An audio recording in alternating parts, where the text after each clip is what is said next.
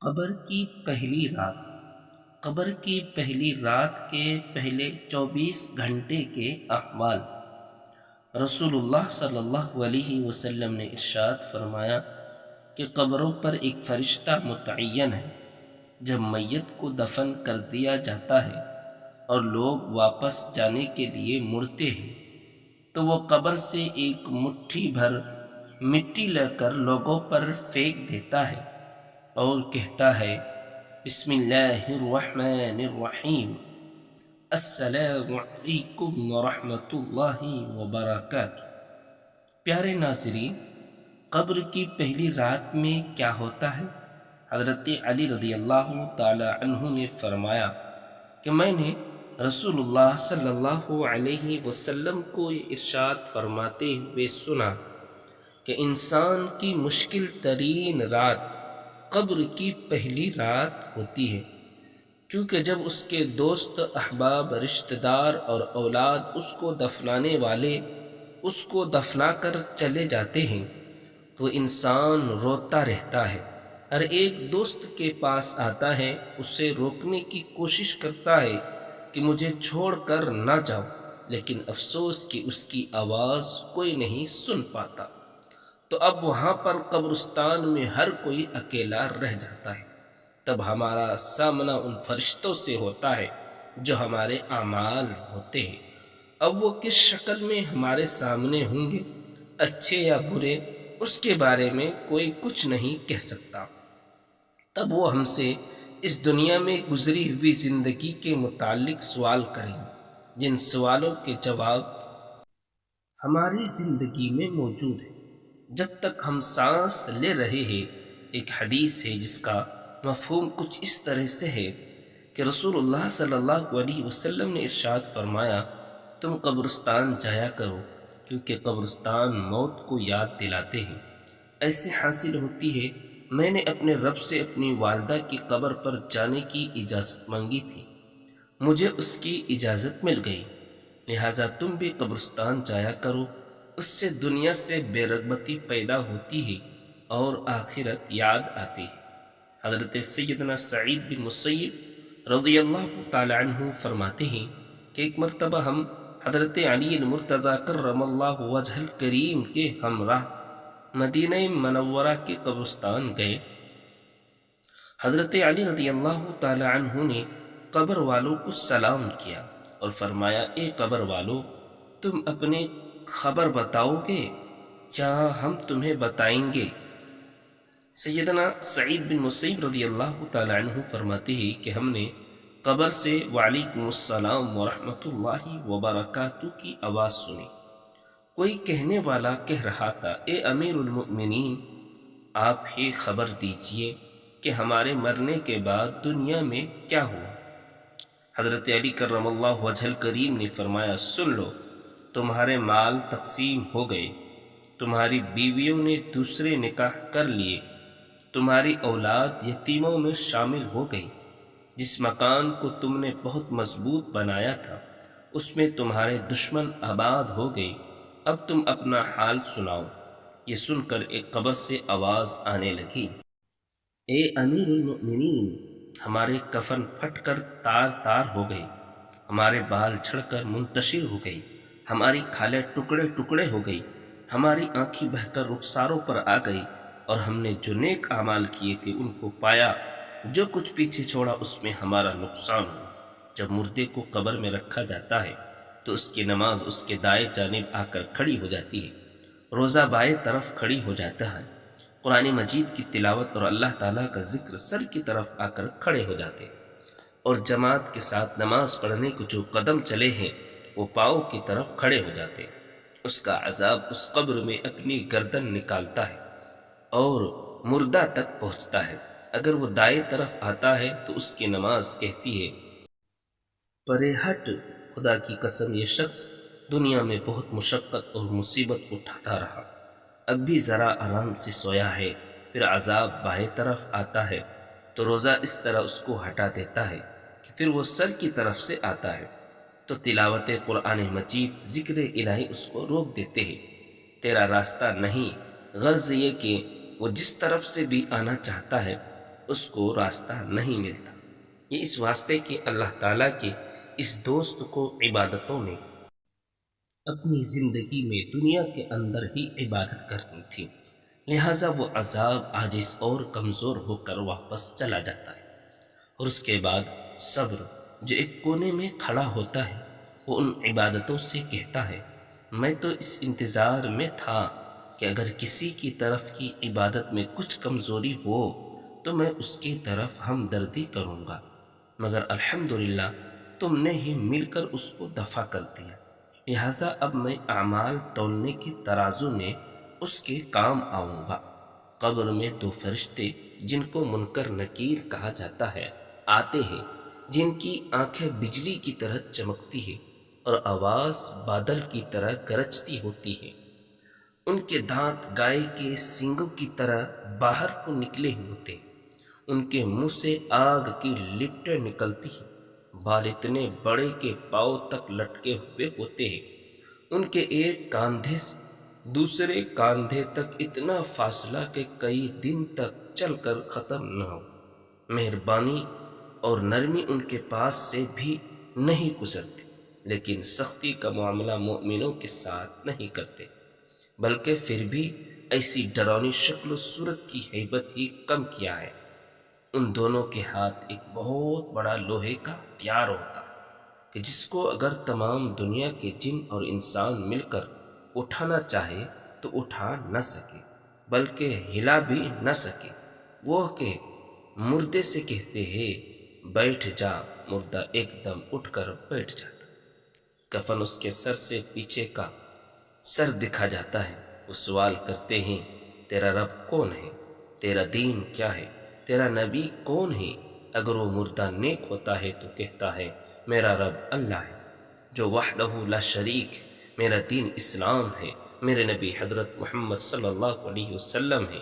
یہ سن کر وہ دونوں کہتے ہیں کہ سچ کہا تو نے، اس کی قبر کی دیواروں کو سب طرف سے ہٹا دیا جاتا، جس سے وہ چاروں طرف سے بہت وسیع ہو جاتے۔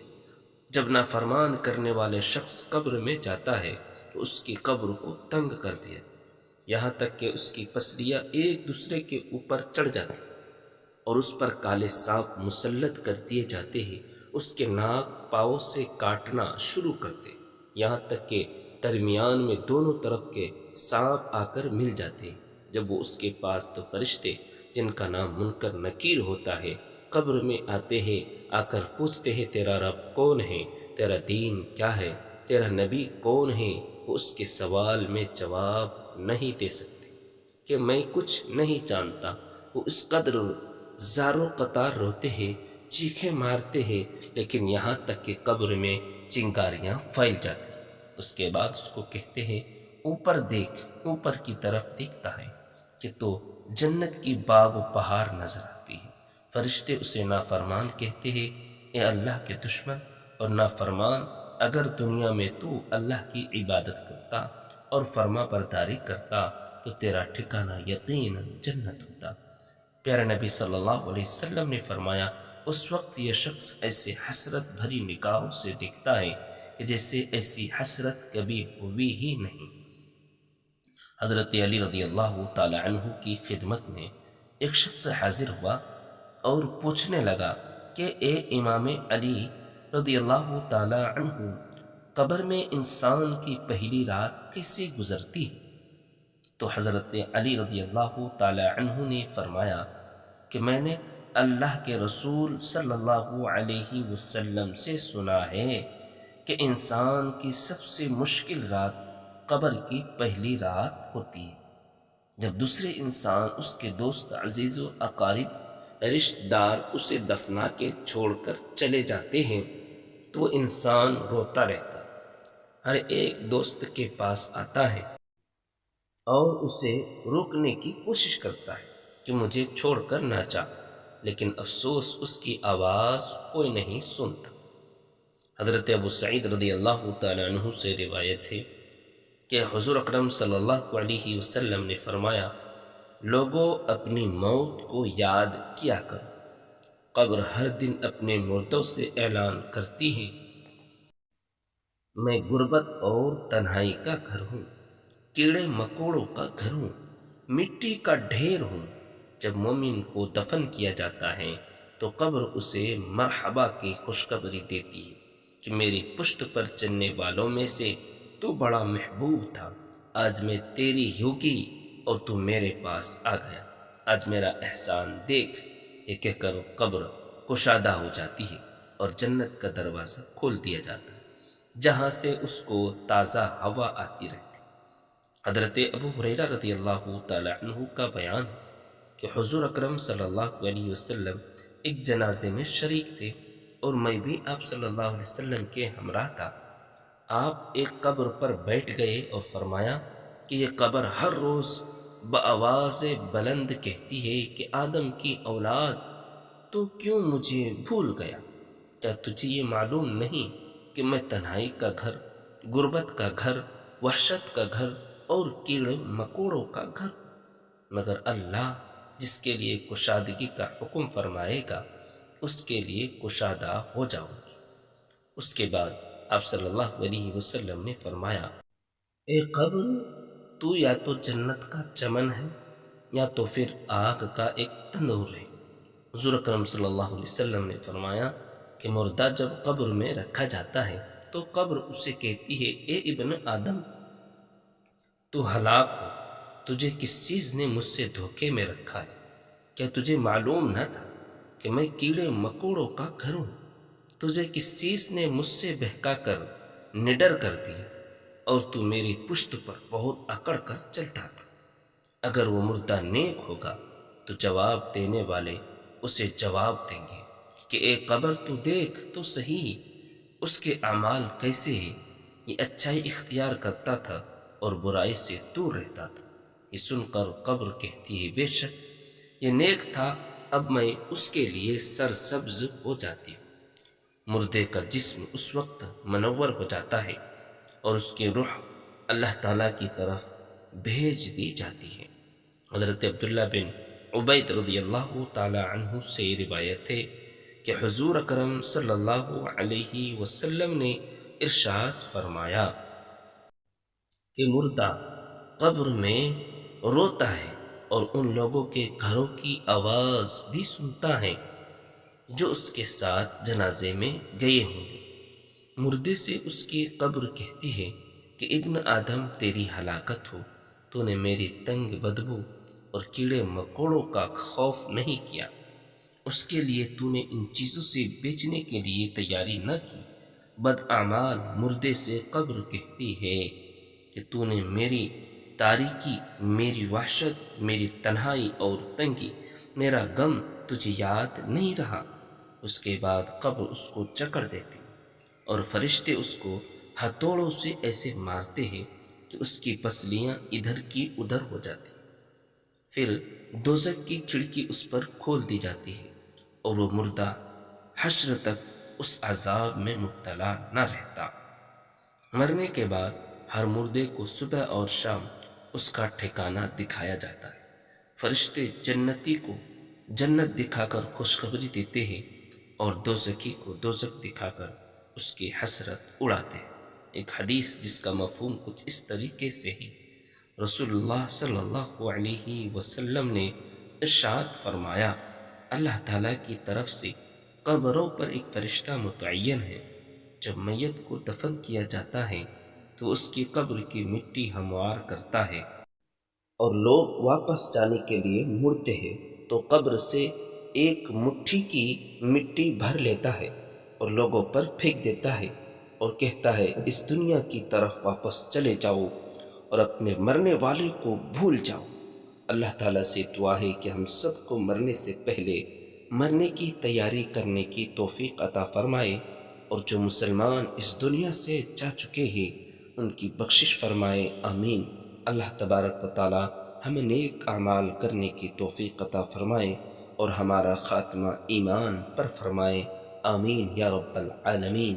دوستو، چھوٹی سی ایک گزارش ہے کہ آپ پہلی بار دیکھ رہے ہیں تو ہمارے چینل کو ضرور سبسکرائب کر کے لائک اور شیئر کریں۔